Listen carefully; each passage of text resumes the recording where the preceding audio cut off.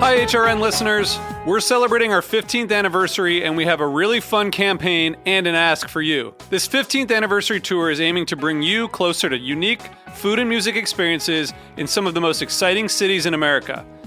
All the while, we're raising funds to support our work empowering the next generation of food systems storytellers through our fellowship programs. Here's how it works. Donate to HRN and be entered into a raffle in the city of your choice to win a dinner for two at a noteworthy restaurant and tickets for two to a concert at a prominent local venue. We have incredible partners in New York, Los Angeles, Philadelphia, Nashville, Las Vegas, Charleston, Asheville, and Ardmore, Pennsylvania, who have donated a meal for two and two tickets to a concert of the winner's choice. And all donations help fund our fellowship programs, where we're helping to build essential workforce readiness skills and food system storytelling skills. Check out heritageradionetwork.org/15 to donate and enter to win today. That's heritageradionetwork.org/15. Thank you.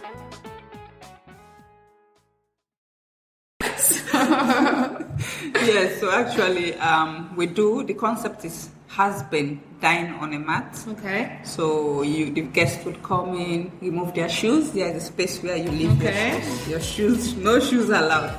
So leave your shoes, sit on the mat, wash your hands. We have calabash. We try to make it as authentic as possible. So you wash your hands with warm water and lime or lemon, and then food is served. So. Hey everyone, you're listening to Item 13, a bi-weekly podcast covering everything African food, and I'm your host, Yom Tego. Every other week, we'll delve into the world of African food, chefs, curators, and bloggers. I hope you enjoy it. This week, I speak to Sierra Leonean born and raised Chef Fatmata Binta. Promoting Fulani cuisine to the world, Chef Binta was born and raised in Freetown, Sierra Leone, to first-generation Sierra Leonean Fulanis of Ghanaian descent. She describes herself as the Fulani chef, a classic nomad. She's traveled to several continents and has worked with many African chefs. She's also been featured on several TV shows and media outlets across the African continent. She's now based in Accra, Ghana, where she's building a rich culinary experience through her Fulani traditional dining pop-ups. Her vision is to promote Fulani culture through food and promote African cuisine to the world. For this interview, we'll speak to Chef Binta about her journey to becoming a chef, her experiences across the African continent, and more about her Fulani dining concept. I think this is one you'll truly enjoy. Let's dive in.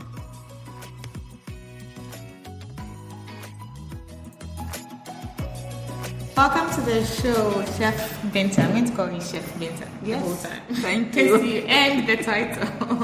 No problem. How are you today? I'm good. You? I'm all right. It's been a long day, but we'll make it through. Yes. Let's start by you telling us a little bit about yourself. I'm Fatmata Binta from Sierra Leone, owner of Fulani Kitchen. Fulani Kitchen is a nomadic pop-up dining service, and I'm a chef, also a gourmet chef. I would like to say I'm a gourmet chef. I'm very passionate about African cuisine, especially Fulani cuisine. I try to promote it as much as possible. Yeah, we'll talk a lot about that. Yes, so today. I'm currently based in Accra, Ghana, and Tell us about growing up you grew up in Sierra I'm a Sierra Leonean. Okay. And I grew up between actually Sierra Leone and Guinea. Okay. Why I would say between? Because I used to visit during holidays a lot. Okay. So I spent most of my holidays with my grandmom. Okay. Guinea. So I guess that's where I get more of my inspiration and love for Fulani cuisine. I see. How would you describe Sierra Leone versus Ghana, for example? So this is going to go to a wide audience, and a lot of the people that I'm speaking to at the beginning of this are mostly West Africans, so Ghanaian, Nigerian. They're pretty familiar with the culture, the food. But Sierra Leone, Guinea, that's a little bit different, right? So from your experience living in Accra and traveling around Ghana also, how do you think it's similar? How do you think it's different?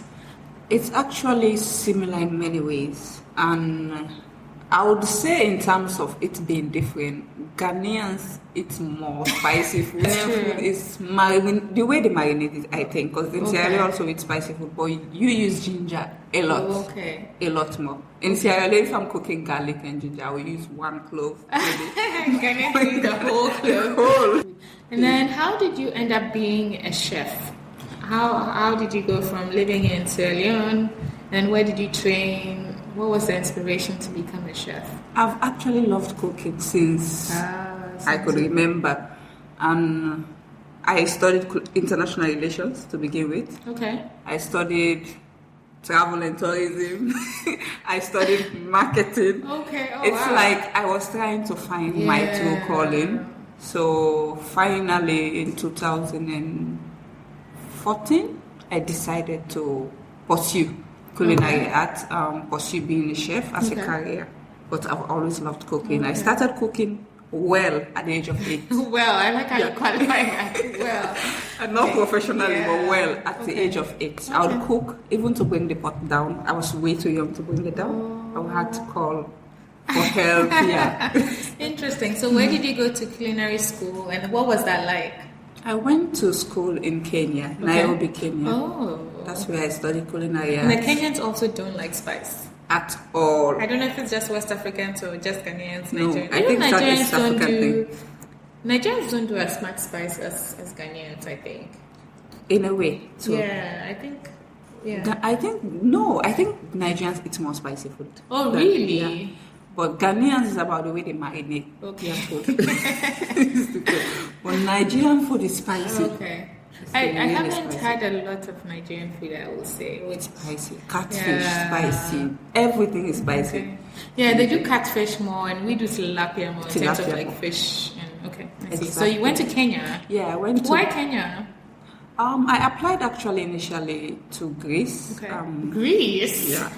I mean, I think when I think culinary school, I think like French cuisine. I know. Or Europe, actually, in general. Yes. Oh, Greece. Actually, I applied because I was looking for different schools. Okay. And then this one in Greece is like, so I applied, and the same school I went to in Nairobi. So Nairobi was the new branch. Okay. So I was advised, since you're from Africa, you should try, we have a new campus. And initially I didn't want to go because I was like, Africa. And it's new also. Yeah, right? new. They were just going to teach me how to cook. The same Things thing. you already know, right? Somebody convinced me that actually Nairobi is way more than you expected. And I loved it. You loved it. How long were you in Nairobi? It's 2 years. Wow. It's called Boma International Hospitality College. Okay, cool. Yes. And then you learned culinary arts. Okay. Yes, and then worked a little because it's a hotel school actually. Oh, so you did a little bit of hospitality, hotel management. Yes, sort of so it's an in-house training. I see. Oh, cool. Yes. So then you did that for 2 years, and then what? And then returned to Ghana. Actually, when it was internship time was when I returned to Ghana. Okay. Yes, so because I was also doing private in Kenya. Yeah, I see. So I know you mentioned to me separately that you were private chef to the first female pilot in Africa to fly the Boeing 787. Yeah. Was that in Nairobi? Or? Nairobi. Oh, cool. Miss So how I- did you get that opportunity? And Facebook. What was it like? No. Social media. Wait, so she contacted you or? Yes, she actually. Oh, wow. Okay, what happened? I did a post on the Nairobi expat page that I'm a student at Boma International Hospitality College, but I do part-time, so if you're interested, reach out. Yeah. And because she's well-traveled, so she sent me a message that, I noticed you're from West Africa, and I love West Africa. So she wanted West African food, really? So it was I all see. So what were you cooking for her, like in terms of West African food? cassava leaves, potato leaves, cream, which you call ayoyo. Okay. Yeah, things like that. We've been friends since, because whenever I visit Did Kenya, you ever fly in the Boeing 787? So Did she take no. you in a private? but she did give me first class. Oh, Treatment, wow. Yeah. Well, so where did you go with your first class ticket? I gave somebody else, actually, another chef. Interesting. Well, now let's talk about Fulani culture. Because when I think of Fulani, I think nomadic living, I think cows, and an association with North Africa also for some reason. But it seems to be a blend between like Western African and Northern African culture, right? Yes, Okay. it actually is. Because one thing also I noticed, before I used to think that Fulani culture is more similar to Hausa than any other, until I visited the Maasai Mara. Yeah. Actually, we share a lot Oh, really? in common. A lot. The way they do things, the way they live, they I see. eat healthy. So nomadically, Fulani cuisine is Fulani people. So Yeah. we are nomadics, and our food, because of that, it has a lot of impact on our food and the way we process our food. Our food mostly sun dried, ready for on the go. Yeah, because we move a lot. Yes. So it's always it's something. Interesting. And then in true Fulani fashion yourself, you've traveled widely and worked with many African chefs. Yes. Do you think your travels in any way influenced your decision to start Fulani Kitchen? Yes, a lot. Having traveled a lot, I realized that one, people don't know much about Fulani cuisine. That was the main reason actually that fueled my desire to start promoting Fulani cuisine. And also I noticed that the culture, I'm scared that the culture is fading away a little because of intermarriages, people, the world is moving way too fast now. So it's your way of preserving culture through food. Yeah, through food with my little baby steps. So let's talk more about Fulani Kitchen. You talked about why you decided to start it. What's the concept, and are you focused on specifically on Sierra Leonean food, Fulani more broadly? I'm focused more in Fulani, more broadly. So what the main focus now is to travel to all countries that has Fulani. Okay. Tribes. So what are those countries? Mostly Northern Africa, some West African countries, right? Yes, between that, because we have, we'll start with Ghana actually. Okay. I want to start in Northern Ghana, right? Yes, you do have, and then I'll move to Guinea where my parents are from, and then Mali, Senegal, Gambia, whereas Niger, Chad. And then the idea is to learn the nuances and the differences between each of these Fulani cultures, right? And then try to infuse that into what you do for Fulani Kitchen. Exactly. Will you be doing pop-ups and stuff in all of these countries? Yes. Oh, wow. Okay, not in those countries. The plan is each country I'll travel to, when we get back, we'll do a team of that country. Oh, nice. So let's say the pop-up, this one will be Abidjan, inspiration from Abidjan, inspiration from Liberia, inspiration from Sierra Leone. Cool. So each pop-up would bring... be around that. You also do the pop-up dining stuff in Accra. Can you tell us a little bit about some of the events you've done and like explain the concept of what you do in Accra? Because I've seen pictures of people sitting on the floor. Yes, so actually we do, the concept has been dine on a mat. Okay. So the guests would come in, remove their shoes. There is a space where you leave your shoes. No shoes allowed. So leave your shoes, sit on the mat, wash your hands. We have calabash. We try to make it as authentic as possible. So you wash your hands with warm water and lime or lemon. And then food is served. So I try to explain each dish while they eat, the concept behind it, the story, how I source my ingredients, the whole inspiration behind it. And then at the end, we have cleansers, which people are always looking forward to. So we serve like bush tea, the local bush tea from the forest in Guinea. So it's mostly that, sit on the map. It's very intimate. People get to interact because the numbers, I try to make it limit. What's the typical number of people you 12 to 15 max. Maximum. Yes, maximum 15. And then do you find that people are comfortable with the idea of sitting down on the floor? There's a mat, so they're sitting on the floor on a mat, and they're eating with their hands. So I've seen pictures, and it looks like it's not just Africans, right? You've had a wide variety of people from, it looks like, all over the world. Yes. So what's their reaction and comfort level to one sitting on the floor to eating with their hands? It's actually interesting. The first event was interesting. We had the opportunity to host 16 students from Yale University. They were doing exchange, an African tour actually. So it was interesting because you have the few of them who were like, oh, I don't think I can do this floor thing. So they would get up and pace around.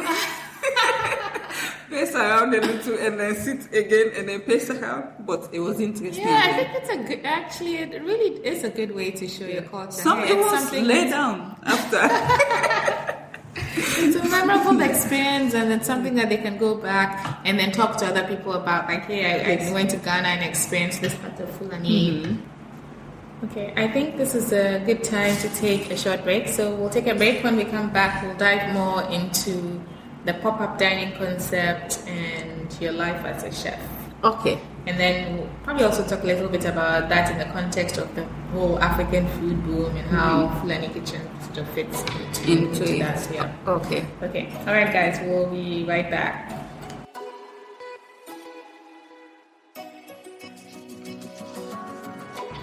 Okay, so welcome back. Thank you. So we're going to talk about pop-up dining. We're going to talk about collaborations, life as a chef on your own. So let's first talk about pop-up dining. It seems to be like a big thing now. Everybody's doing pop-up restaurants in every city I've been to. It's like the new latest thing in like restaurant world. People are choosing to do pop-ups versus having a traditional restaurant. Like, how and why did you choose to do the pop-up route versus working either in a restaurant or your own restaurant? I know you've worked in kitchens before, right? Yes. So maybe let's talk about that first, and then why you chose to do the pop-up route. Okay, so I've actually worked in 3 establishments before in Kenya, where I was training in-house in Boma Hotel. Yes. And then also in Ghana at La Villa Boutique Hotel. And then I moved to Villa Monticello. Okay. So working in a kitchen actually is very interesting. That's where the action is. Yeah, we see it on all the food shows. That's where you really feel like you're a chef. And you get to also learn a lot. It's like, especially for me, my experience has been interesting at Villa Monticello. I learned a lot because I had the opportunity to work under Chef Ruby. Okay. She's the executive chef there, and she's amazing. Okay. She's an amazing chef. So, and she tries also to challenge you. Okay. Because every 3 months, she'll change her menu. Yeah. So you have to step up. Well, then I need to go check it out because I don't think I've ever been to. I'm thinking La Villa Boutique, but you're talking about Villa Monticello, right? I don't think I've been, so I should check it out. You have to. You have to. Like, she's a very good chef. She's a very good chef. So she really pushed me. Okay. She really pushed me. And then, so why did you decide not to? How long were you there? I was there for 7 months. Okay. Okay. So then what made you decide to leave?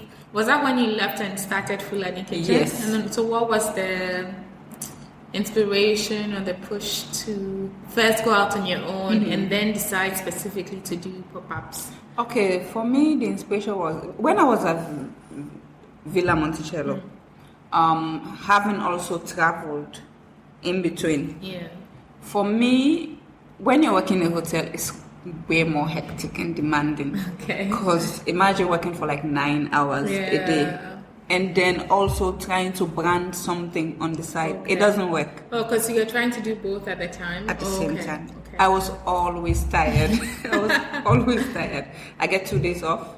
And after working 5 days, 9 hours, when you get 2 days off, you're sleeping. Yeah. So I had to make this hard decision to quit, which means like I won't get to train under her again and improve my skills and then start my own thing. Okay. So for me now, I have this thing where I'll have to go back for more training every year. Think so, okay. Yes, that's my plan. So when you say that, do you mean you'll go back to Villa Monticello specifically? No, I'll travel out. Okay. Go to culinary schools, maybe in France, in Italy, just to polish on certain areas. Okay. So then you do training to improve your skill set and all of that stuff, and then hopefully apply those techniques to Fulani Kitchen. Yes. So let's talk a little bit about Fulani food. You said, the culture is disappearing, people don't know much about it. But someone, even I actually, I saw a picture today on your Instagram account and I was like, oh my God, this looks so good, but I would never know that it's Fulani food. So let's go back to the basics. What are the for someone who's not familiar with Fulani food, what are your staple foods? I mean, you talked about it being tied to the nomadic culture, right? So it's a lot of the sun-dried. What are the basic ingredients? Because if we think about Ghanaian food, for example, and I was explaining to somebody, I'll say, it's carb-heavy, tomato-based, soups and stews, that sort of thing. And for Fulani food, what's that like? It's more corn. Okay. More corn. We eat corn a lot. Sun-dried also. Okay. So corn on the cob, sun-dried? Sun-dried. Some on the cob. We actually have the one on the cob. Like when we were preserving. On the cob, and they'll hang it with the I've leaf. seen those pictures. Yeah. Yes. Okay. And then we try to pound and then sieve. Use it for flour-based dishes. Also milk with cow milk. Of course. Cow milk a lot. And also we eat offals. For people who don't understand what offals are. Mainly the intestine, those parts here formed. So we eat that a lot. So mostly is corn, dried cassava. Everything is dried actually. So corn, oko, even our oko is dried. So a lot of the food. So you won't even do. So when it's dried corn, it's ground corn. You're not adding. You're adding little or no water. You add water and then chili, hot chili, pepper, onions, tomatoes. We don't add extra additives. Ghanaians throwing everything. You should see a bowl of food and you're like all the food in the world is in that bowl. Okay, interesting. I see. So what's the one dish that if you wanted to introduce people to Fulani food, what's the one dish they should try, and then can you describe it for us without making us hungry listening to you describe it? Actually, there is a lot. That's the thing. Okay, the one thing I would like to introduce to anyone is called lacheri ekosan. Lacheri? Ekosan. Ekosan. Okay. Yeah, it's actually kind of a dessert thing. Okay. So it's corn, steamed corn. Okay. Sun-dried first and then powdered, sieve, and then steamed. And then it goes with the milk. The cow's milk? Yeah, the cow's milk, but not the fresh milk. It's fermented a bit. Okay, again, because you're not in one place, you're moving. And they add sugar to it. Yeah. Okay. It's actually very good. Oh. Yeah, so that's one thing I like. You need to come with one of your you have to. dining experiences and try that. That sounds really interesting. And then, so after moving out on your own, what are some of the challenges you faced? And then if there are any specific stories you want to share, especially around either collaborating or attracting clients or customers to your dining experiences, or even the idea of Fulani food and introducing it to people who don't know anything about it. Like, what are some of the challenges you've experienced? Actually, my challenge has been getting a brand recognition. Okay. In Ghana. Interesting. Yeah, it's slow. It's picking up actually because people know about Fulani kitchen and who is behind it, but they don't know what is Fulani cuisine. Exactly. I feel like I've seen your name. I know. Yes. I've seen it everywhere, but like I don't know what Fulani food is. So. And sometimes something I've noticed also, it's not even just Ghana. Like it's an African thing. Yeah. We are not adventurous when it comes to food. We are not. Yeah, even within the continent, right? So I lived in South Africa for a couple of years. And there were so many people that I met that had never tried West African food. Wow. I would be looking for plantains, and some people had never heard of plantains, and I'm like, oh my god, how can you live in a world without plantains? But yeah, you're right. I don't know why that is. If it's just we're limited in terms of our ability to travel around and see what our neighbors, etc., are experiencing, or we're just comfortable in what we know. And so we're not going to try something. Even when we were talking earlier about Nigerian food being spicy, like I said, I barely eat Nigerian food, and I have so many Nigerian friends. I've been to Lagos a few times, but when I go to Lagos, I try things that I'm familiar with, like jollof, because although for the record, I'm not a big fan of Nigerian jollof, but I take it because I'm like, okay, if I'm here, I might as well. So. But I don't think I've gone out of my way to try stuff. Like the last time I was in Lagos, maybe about a month ago, I wanted to try ofada rice, and one of my Ghanaian friends was like, "Nah, don't do it. It's just a little bit." I should have. Hey, I really wanted to try something different. I ended up going to a place called Terra Culture. Okay. And I had end up having beans and plantain, like red, Something essentially. you know. Yeah, something I know. So maybe, there's something to be said about So, staying in your comfort zone. We are not adventurous, so it's a challenge. Me trying to push Fulani cuisine, Right. they are like, what? But I think I would try that. For me, the novelty. I think you have there's a potential here to do something big with it. I think. Thank you. I really think so. So I'll be looking out for your next pop-up dining experience or anything like that. Thank you. And then in terms of collaborations, who do you do you do a lot of collaborations, and who do you tend to work with when you do? Actually, I have, but there is a challenge to it. Because for now, moving forward, I think I'll try to collaborate more with someone like who is on the same page. Okay. Because you get there are challenges when it comes to collaborating. You want to do this, You have a vision that person for wants to do Yeah. the timing. That person is busy, Yeah. or you're available. When you're available, that like Busy and that's there's all. always Yeah. that clash. So making it happen, it's actually hectic. Yeah. Collaborations are very good, but they're hectic. Okay. And then what types of things do you look for in a person? So in case someone is listening and they like the idea and they want to work with you or collaborate with you, what type of things do you look for in a collaboration? So what are in a partner, what are you looking for? For me, we have to be on the same page. Okay. Yeah, we have to be on the same page.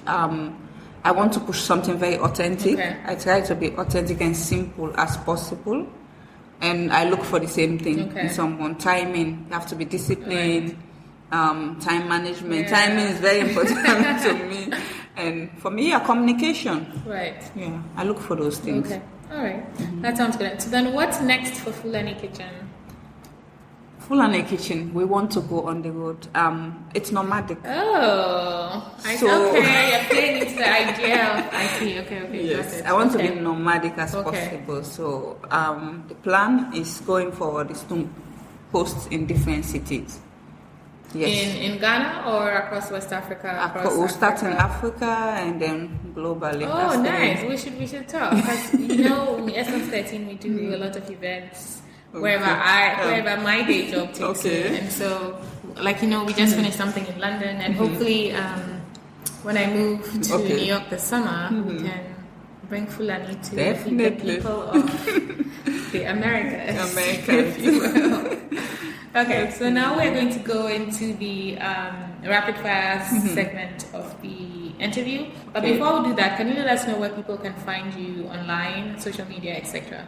Okay, so we are on Facebook, Fulani Kitchen. Okay. And also on Instagram, Fulani_kitchen. Okay. And also my personal page, chef_Binta. Okay. Or our website, www.fulanikitchen.com. Okay. All right. So that sounds great, and we'll include that in the show notes so that people can Okay. easily click through and get to those sites. Okay. All right. Now, time for the rapid fire questions. I told you they were easy, so.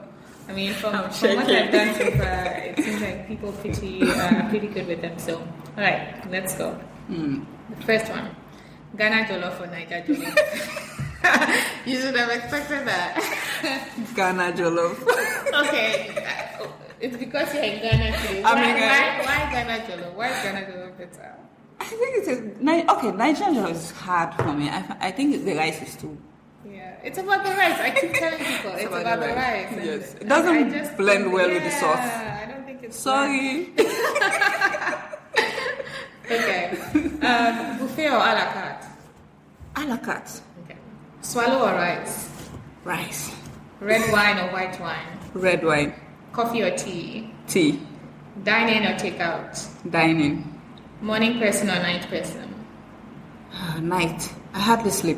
Oh, I'm such a morning person. I don't understand night people. Instagram or Twitter? Instagram. It's hard. I love both. I would say Instagram for me too. I spend a lot of time on Instagram. What's your biggest pet peeve? I actually don't have any. Oh, I've heard somebody say that too. How can you not have a pet peeve? No. Well, good for you. And the last one is, what's your favorite African restaurant? Anywhere in the world. It doesn't have to be Ghana. And it doesn't have to be Ghanaian food. Your favorite African restaurant? Apart from Fulani Kitchen? Apart from Fulani Kitchen, clearly. Right now, wow. I would say Gold Coast. Okay. Yeah. Because they do local Ghanaian. Do they do Nigerian also? Yes. Okay. I'm not sure, but I know I've had jollof there. It's really good. You had Ghanaian jollof. Jollof, yeah. Ghanaian jollof. And it was really good. Yeah, it's really good. Okay. I don't eat out much. Okay. But well, when you do, I think they've never failed me. Okay. They're consistent, yeah. Which is hard to find. That's fine. Right. Well, thank you so much for your time. Thank you. It's such a pleasure chatting with you. I'm looking forward to eating Fulani food sometime. Soon. We can't wait to host you. Yeah, definitely. All right. Thanks, guys. This is the end of the show, and we will speak to you next time. Hey guys, thanks for listening to Item 13, an Essence 13 production. If you like the show, please subscribe, rate, and review us on iTunes. To keep up to date on news and events from Essence 13, please follow us on Instagram, Facebook, and Twitter. Essence and the number 13. Thank you.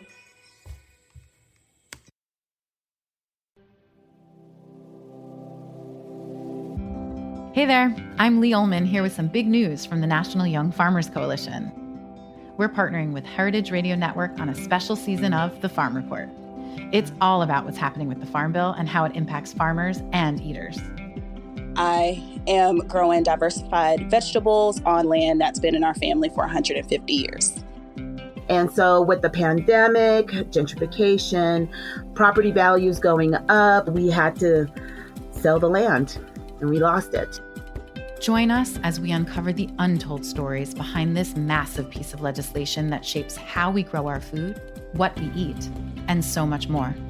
The problems we have had, those are things that come from earlier Farm Bill and USDA policy, right? Like Earl Butts, get big or get out.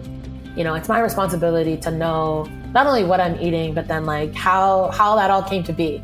And realize like, wow, like this piece of legislation, all this money, like it's technically something that I support as a taxpayer.